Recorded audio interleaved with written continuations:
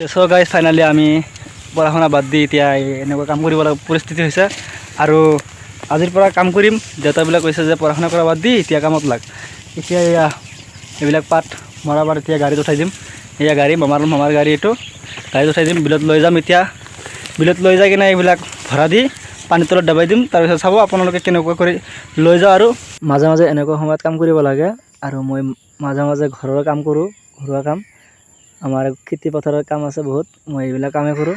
আৰু এনেকৈ মই বোজা উঠাই দি আছোঁ টেলাৰখনত বোজা উঠাই দিয়াৰ পিছত বিলত লৈ যাম। আৰু ইয়াত বোজা আছে 100টা।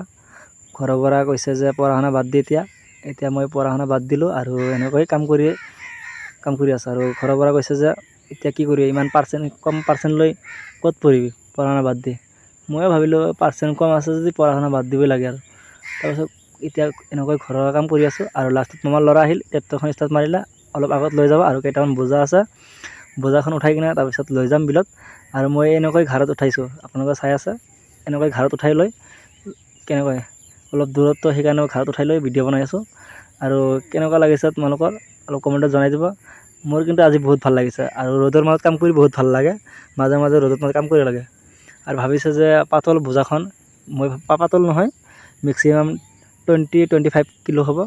মই কেনেকৈ দলিয়াই দিম চাব আপোনালোকে, বা গাড়ীত উঠাই দিম, বা আপোনালোকে চাব হা। এবাৰ দেখিলে আপোনালোকে গমে পাব কিমান ৱেট আছে। আৰু চাপোৰত আহিলে দেখা পাব কিমানত মই কেনেকৈ উঠাই দিম চাব আপোনালোকে। বা তামাম দিছোঁ ন, এনেকৈ দিব লাগে, কাম কৰিব লাগে। আৰু ঘৰৰ কাম কৰিব। এতিয়া আৰু গাড়ীত উঠা শেষ হৈছে। ইয়াত 100টা বোজা আছে। আৰু কি ক'ম, এয়া আমাৰ মামাৰ ল'ৰা, সেই গাড়ী চলাব, আমি গাড়ীৰ ওপৰত বহি থাকিম। এতিয়া ক'ত নাম, মামাৰ ল'ৰা লৈ যাব। আৰু সেইখন কি কৰিম পিছত দেখাম। ফাইনেলি গাড়ীৰ ওপৰত উঠিলোঁ আৰু গাড়ীত উঠিলোঁ। এয়া মামাৰ ল'ৰা গাড়ী মাৰিলে। যাম লাগে আৰু বহুত ভাল লাগিছে আজি কাম কৰি বহুত ভাল লাগিছে। এতিয়া কলেজৰ খাতবিলাক শেষ, কি কৰিম আৰু উপায় নাই, পঢ়া শুনা বাদ দিলোঁ। উল্টাই দি আছে পানীত যাব। এতিয়া এইবিলাক পানীত তলত জগাই দিম।